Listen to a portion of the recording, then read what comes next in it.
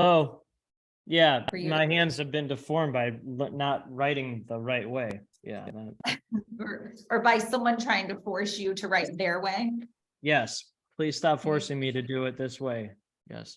Yeah, but isn't it so true? Like, and I'm just, again, natural conversations jumping right into this. Like, Yes.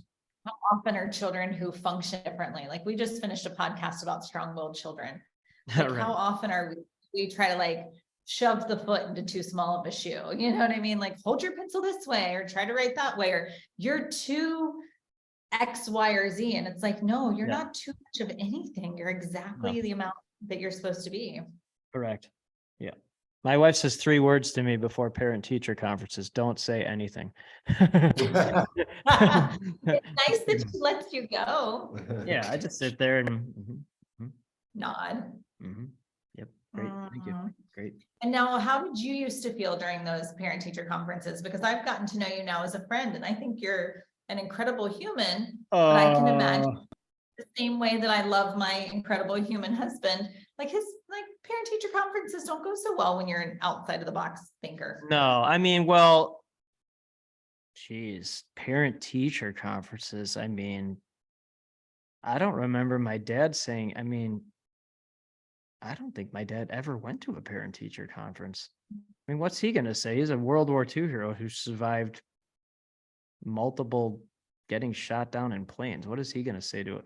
Oh, I can share that. We can talk about that in the podcast or whatever you want, because it's a funny story. That is super cool. I'll save it. I'll save that one. That's a good But look, story.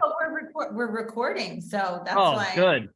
Yeah, just this is why I wing hit it? record at the beginning. I think, gosh, some of the best stuff happens before we. 100%.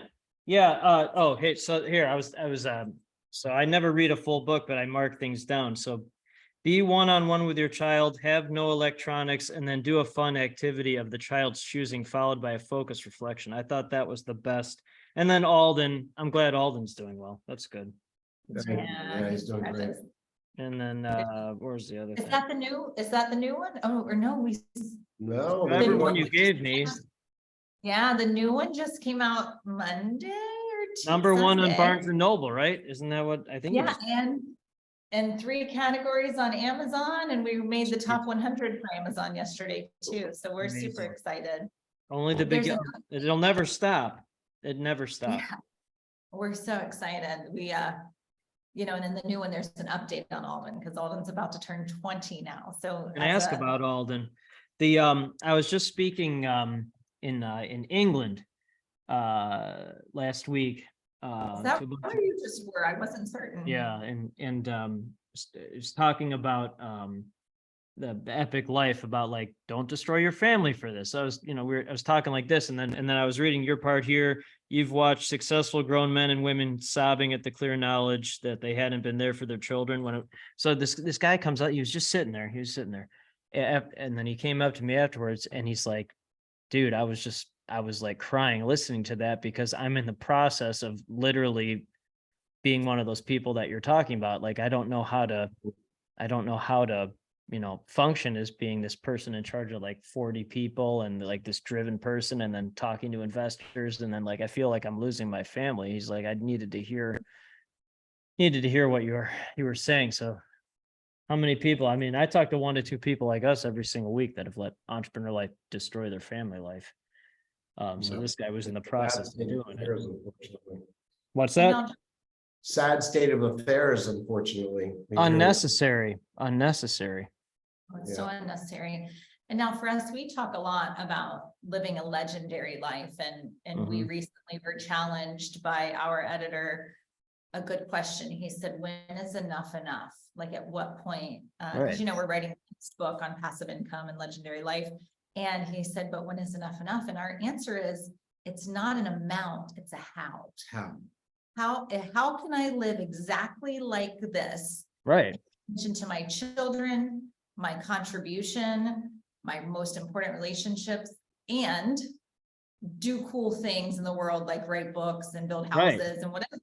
And if the first part suffers, then the other is over. And so for you, and your word would be an epic, epic, legendary. It's funny because when I was an entrepreneur who happened to be a journalist, epic was the first word, legendary was the second. So I always used to say legendary, like constant. So epic beat it out because it was legendary wouldn't have worked like BrEpic does. So, but yeah, that's a great word. It's a great why. Yeah. And So, now and then why what wouldn't you means think like that? Why wouldn't you think legendary? Like, why it doesn't, it's illogical. Now, what is your how? Like you want to, you Oh. know, what, I hear you saying the same thing. It's not about an enough, like there's enough if it's now but what is your how? Like your epic, Oh, how do you want to be living what you're exactly doing? how I am now. I mean, yeah, like so Earl Nightingale, he's the OG. He's like Dan Sullivan before Dan Sullivan, or something, he was around early 1900s, like when audio recordings were Oh, yeah, I got a couple of his. yeah, of course, right. Yeah. So my favorite quote of his is success is the progressive realization of a worthy ideal. So I'm my worthy ideal is connecting superhero for every visionary who shares their stories with the world. So progressive realization, worthy, so that's it. Like hang out with my family and then doing that. So I just do that every day and try to get better and better at it. Better dad, husband, better purpose of life. I found all this other stuff takes care of itself. I mean, it's the other stuff's just business owner stuff. I don't really think about that stuff very much. Ooh. And now, Justin, in the time in which we've gotten to know you, every conversation with you is so like enlightening, and we leave the conversation so much like, and trying to research and find our numbers of various. And when I say, but like, we're so excited, we're like chatty about like, now, what do you think he meant about this? And how did he know that I'm such a feeler? And how did he know, it's just so amazing the way in which you take. Have you done the I am driven? Have you done the Dr. Doug Brackman thing? I'll put it. No, we know Doug, but we've never done his test. Of course. So for our listeners, I would love. Oh, right. For our listeners. Okay. I would love for them to know that, just my perspective of when we get to catch up with you, you extract so much information from our scores on Kolbe, Enneagram, our strength finders, unique abilities, all of those things. And you're able to even sometimes take a conversation and extract what you think our assistant Kolbe score is. And you were dead on. Like it was like exact number. And so, without useful skill. Right. And so, but it is because you read people incredibly well. And even if it's in a, whether it's a thinking way, an intuitive way, an emotional way, you extract it, and you extract it so quickly. And it's numbers, someone might say, oh, well, it's just numbers, but oh my gosh. No. You had my whole being like nailed in a quick amount of time. And for the people listening, how do you that is such a superpower, and you use that in relationships. That is your skeleton key in relationships, I would say. Whoa. That's so as a book is a key that opens up endless doors. That's all a book is. Knowing, for me, understanding the numbers of someone or the strengths of someone. Like I see the world in numbers and keywords. Not in personality. I don't really care what someone's personality is. I want to know how they take action. So the numbers and the keywords are the skeleton key that, okay, here's the door with all the answers. Focus on that door because that's the progressive realization of the worthy ideal. The worthy ideal is behind that door. Most of the world's not behind that door. So there's no door there. There might be a door, but it's it's leading off a cliff. So I just focus on the door that I know the answer to that. And then I just connect people through that door. That's really all it, and then I was talking to this World War II hero. He's still alive. Thomas Cernick, he was wearing so I don't believe in randomness. I just don't.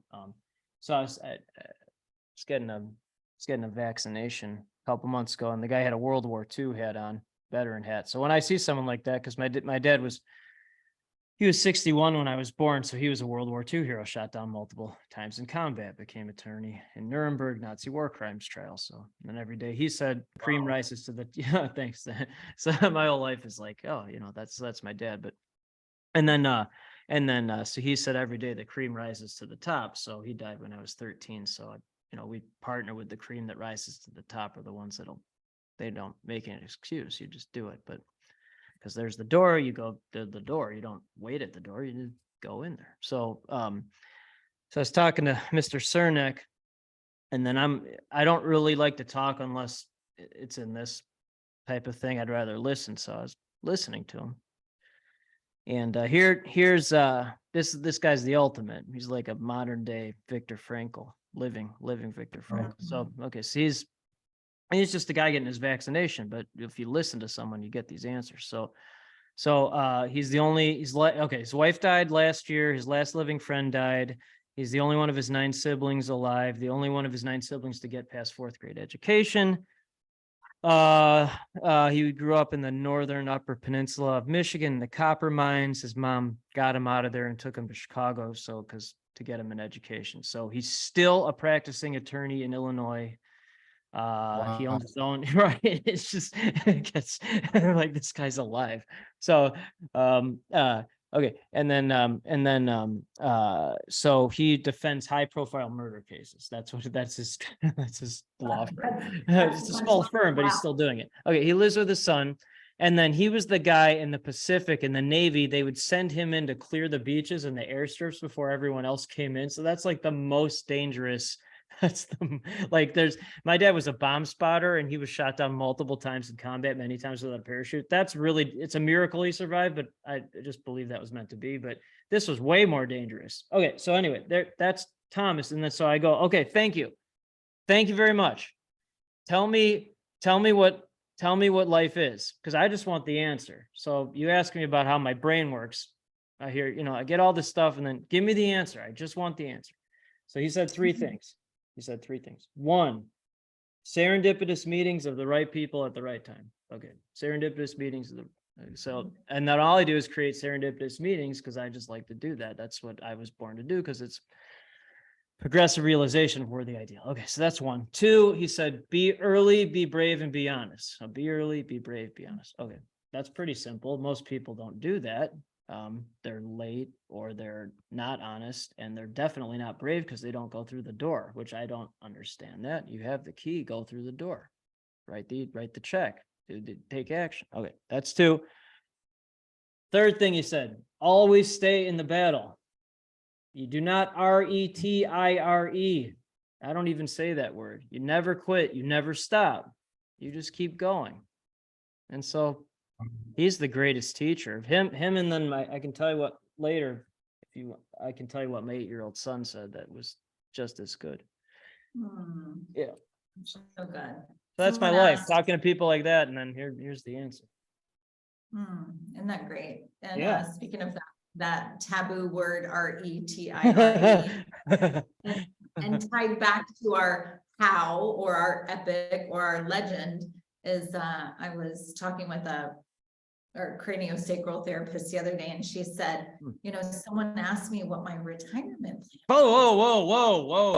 Whoa. She said, I looked at her and I said, well, I don't plan on retiring. Like, this is my Why would you do retirement that? plan. It's illogical. She was like, well, don't you? And they were like all these things, and she's like, no, wrong door. Ignore door. Wrong door. Wrong door. Bye. Wrong door. It's just interesting for you to hit on that same thread. Serendipitous. I don't believe in that makes complete sense to me. Like, that's like when you have the right mindset, it attracts the right network and creates the right opportunities. So it's just, we're sending out the same radio signals, and then that's perfectly logical. And then, like, with the family board meetings, okay, so be one-on-one with your child, have no electronics, and then do a fun activity of child's choosing.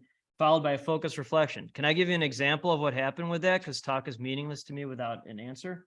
I would love that. Okay. Sure. So this is before I read your, this is before, but if you have the same, okay. So my 8-year-old and I, he's a little version of Thomas Cernick, by the way. That's what my 8-year-old is. He wants to be a general in the army and go to West Point, and then he's a Wow. full, I mean, he's just a full, he's got my wife's empathy and love, and then my whatever this. So then, okay, so I was one-on-one with him. There were no electronics, and then he wanted to go out for a pizza dinner. So I'm like, okay. So we had pizza, and then during the moment of reflection, I was asking him about two things. One, IQ, which was very interesting, and then two, bending time. So, okay, he's 8. Okay, so we don't. I mean, that's why parent-teacher conferences, I don't say, hey, do you guys know how to bend time? I don't, because that's probably not going to go well with a 3rd grade teacher. But okay, so he goes. So this is, I'm paraphrasing Chase, who's the most loving, wonderful child, he's a full visionary. So that's a nice combination. So this is what he considers life, my sweet 8-year-old boy. And it gets me very emotional because I'm not emotional, but with him I am. So he considers life 2 things, only 2, because he's a simplifier like me. Only 2 ways to have a great life, a great day. So there's yesterday's before you were born, and then tomorrow's after you die. So there's no Monday or whatever. I don't even know what day it is today. Whatever day it is, doesn't matter. So 1, create more living things. The fundamental purpose of any living thing is to create more living things. So I don't think there's an argument against that. Maybe there is. I mean, we wouldn't be here if there was an argument against that. But so that's 1. And then 2, he said, do what you like to do and what you're good at every single day and get better at it.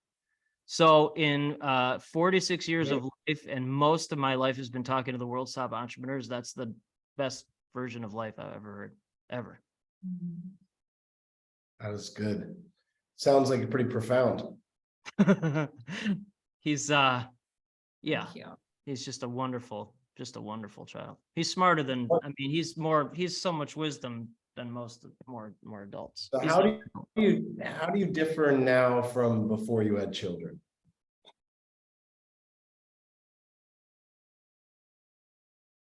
So that's one of the best questions anyone has ever asked me.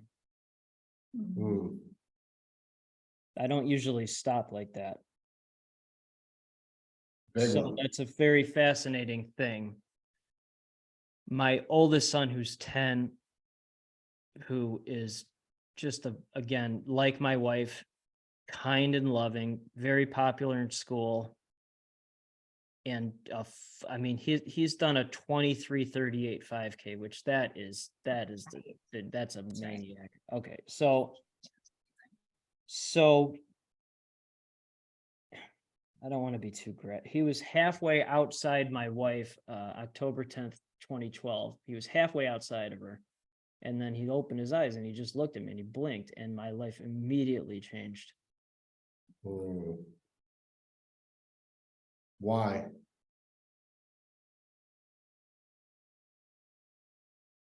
Well, there's 2 reasons. 1, the fundamental reason of any living thing is to create more living things. So I understood in real time what the fundamental purpose of any living thing was. So you really can't understand it until you see your genetics looking up at you and blinking. I don't think anyone could really understand that. I mean, maybe you can, but I don't think so until you actually see that. Yeah. And then, so that's 1. And then 2, my dad died when I was 13, and I know what it's like not to have a dad around. And I would never do that to my children, ever. Yeah.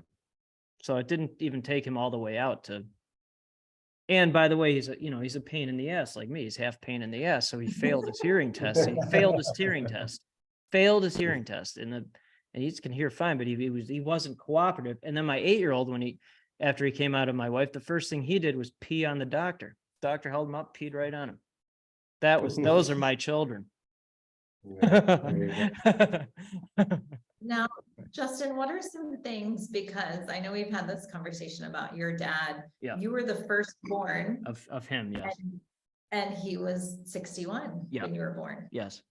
So, I know because we've now had children in each decade Mm. that it is different each time, like we've had different stages, and being able to reflect that, like, our youngest who receives us at our oldest receives the most balanced, self-aware, financially stable, Get the best version of you. the best versions of ourselves.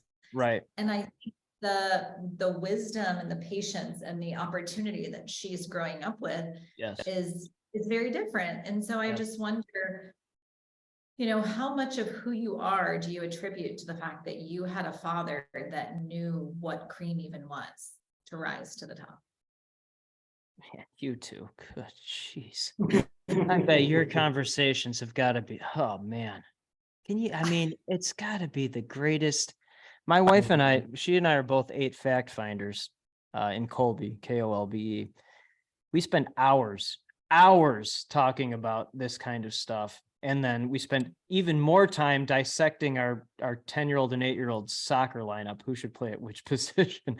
So that's what we okay. It is, wow, it's like an MIT Caltech discussion into that. Okay, so like, and then having a regular water cooler conversation, I just can't. It's like you put me in a regular room talking about it's torture for me. So I have to talk at this level or higher, otherwise I get bored. Okay, so that's why I'm like, wow, you two have got to have, and then involving your children.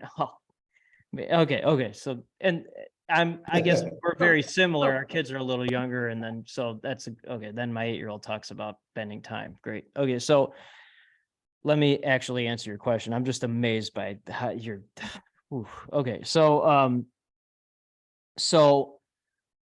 let me slow down for once in my life. So let me just so the listeners understand. So my dad was born in 1916. Okay, so 1960. So he survived the Spanish flu, the Depression, World War I.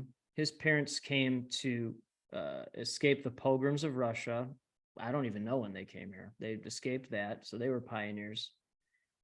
They had a small tailor shop in suburban Chicago. That building still exists, which I'm very grateful for that. I went there with my kids. That was very powerful. So my dad and his 3 brothers all served in World War II. I believe Korea as well. Just horrific, survived horrific. Okay, so there were no girls in the family, so it was very rare to send all 4 boys to World War. They were featured nationally in media for that. And then my grandma, Ida, who I'm named after, I'd never met her, obviously, but she talked about how much she loved America, even though all 4 of her sons easily could have been killed. Probably at least one of them should have been, including my dad, but he didn't. So, okay. So then he survived the worst horrific. He kept a diary of him fighting in Battle of Hurtgen Forest toward the end of World War II. Did I tell you about his Christmas Day diary entry? Did I tell you about that? No. Okay. So I found this diary after he died. So Christmas Day, 1944. Christmas Day. So he was watching this from the ground. He was watching three American planes fighting against 1 Nazi plane. So the Nazi plane shot down the first 2 American planes. The 3rd American plane shot down the Nazi plane. The Nazi pilot jumped out of the plane, but his parachute did not open. My dad watched him and his friends watched the guy just bam, bam, explode on the ground. My dad and his soldier friends went to the exploded body, grabbed the paperwork. One of them could speak German, and the pilot was 17 on his first mission. 17. Do not make excuses to me. I do not want to hear them. That is my litmus test. So he survived that. Became an attorney in Nazi war crime Nuremberg trials. My dad's best friend My dad's best friend was killed in a famous mafia hit. If you've seen the movie Casino, the guy killed in the parking lot, Alan King, that was my dad's best friend. My dad was the clean guy, the thick guy in the, okay, so my dad survived all of that. And then I got him from age 61 till he died when he was 74. Let me think about that. Yeah, just before his 75th birthday. So I got, if I was a functional human brain, maybe age 5, so 5 to 13, I got every day of that. And the most loving, grateful. He met my mom at, drunk driver hit him in his late 50s, drunk driver killed. Dad broke countless bones in his body. He woke up and my mom was his nurse. That's how they I met. love that. Yeah. That's Well, incredible. So that's like, I don't understand I just don't. So, and then he thought he was dead. He thought she was an angel, but it's my mom. And then, so then I just like, that's why I'm like this. Like, so I got all that wisdom. Like you got the best version. I got the very best version of someone who had survived everything and then was able to pass it on, and then cream rises to the top. No excuses, none, no excuses. So that's it. And then to pass that on to my children is the greatest. I'm sorry for rambling, but like that's No, what it's it is. It explains it. Yeah. it's a great story. Now, how do you take, you said from 5 to 13, how do you take those 8 years of, good stuff? Because if we use it all in like cream milk analogy here, like the cream is not the majority of the cup, but it's the thickest, densest, sweetest, highest, you know what I mean? And so being able to take those 8 years of cream versus an entire lifetime of water, you know what I mean? It's very different. And so the sweetness and depth that you were able to encounter in those years, do you feel as though you bring that, like now your children get an extended Yes. version of that The cream? greatest version. So there's two things. One, thank you. Two, they're like I would say I'm a pretty big visionary, fairly evolved, like wise. They're far more evolved than I am. I mean, in a good way. Because they have my wife's doctor brain, empathetic brain. And then my oldest, his middle name, he's named after my dad. My dad was an incredible athlete. Both of my sons are just tremendous athletes. So that skipped me. I'm a pretty good runner, but my kids they're just incredible athletes. So like, and then my wife, who's a pediatrician, says she has 3 children, our sons and me. So like, and then like I'm like a kid. Wait, what did you say here? Hold on. Oh, wait. Where is it? Do a fun activity of the child's choosing, followed by a focused reflection. So sometimes I'm the child choosing the activity. We're going bow hunting for Asian carp. The Asian carp jump out of the water, and we're going to shoot them with a bow and arrow. We're doing that in a couple. Right. So that was my choosing. But the kids, then we'll reflect on it for sure. Yeah. So that'll be fun. But that's what I mean. I'm like I found the great entrepreneurs, and you two are definitely. I mean, you're high level wisdom, but also like little kids in a good way. Like the great entrepreneurs are very childlike, not childish, childlike. Like a wonder, right? Like Wonder. Wondering. Yeah. Yeah, because there's no RETIRE. You're just always trying to get better at finding the worthy ideal, which creates all this wonderment. I mean, it's endlessly and it's wonderful. That's interesting with the word. The wonderment is wonderful. Oh, take that if you go for it. Yeah, that's Right. right. And now, what is in your balance of, the 2 boys? And I mean, you have this, you've written a number of books. You've got quite a PR, the word is losing me, like a firm of some, right? Whatever like you want to call it. Like left me for a moment. So you're I mean, I don't want to say you're a big deal, but right, like people from the outside might say, wow, look at these books and look at what you're accomplishing for your visionary and the things in which you are implementing. Thank How you. do you, how do you integrate and balance this, BrEpic that you're putting out in the world and your epic family? Like, how do you? Okay, thank you. Man, can we just like ask each other questions all day? I mean, like that would be fun. I mean, like, okay, so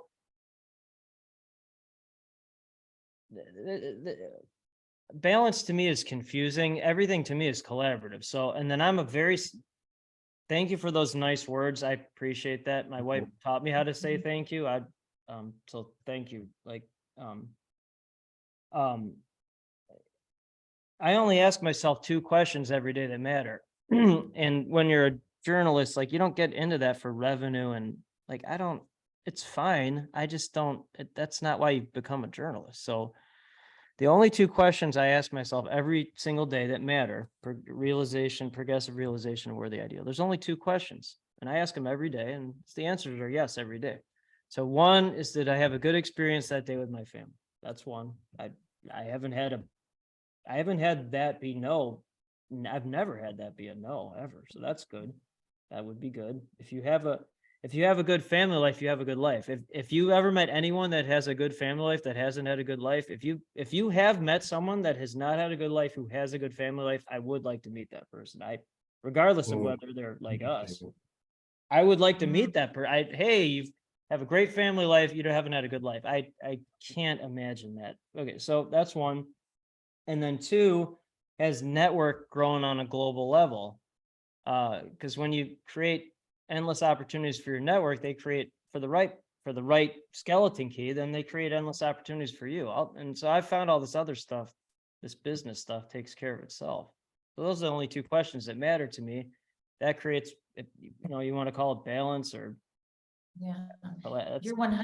I mean, you are relationship driven. I mean, without a doubt, like positive, interactive, relationship driven. I would agree with that. Yes, I would agree with you. And like you said, the rest of it takes care of itself. It's amazing how when you focus on what matters and you're true to like your core, right? Like the way in which you see things, it's like it falls into line. The books write themselves, probably it just flows. They do. Well, they do here. I'm like, you are so high in intuition. It's unbelievable. I mean, if you do take Dr. Doug Brackman's thing, iamdriven.com, it's really good.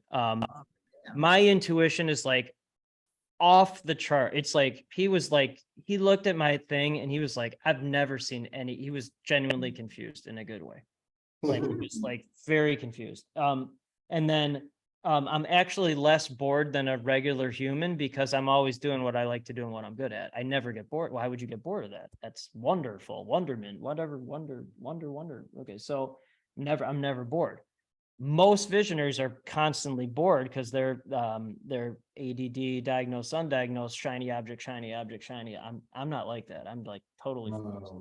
And then relationships. It's all about having the right relationships. And then you're just constantly in that zone where you never get bored. And then all these cool things happen. Never stops. I like that. You don't never get bored because you're in the right relationships and you're doing the right things that you're interested in. Right. That's good. I like that. We have a finale question. I know we could go on, so we'll have to have God, that's it. Oh yeah. That go for years. Well, and we'll do a separate intro with your books and oh, okay. the detail stuff other than this. Which is very interesting because of what you just said with your dad. We started to ask this question in the pandemic.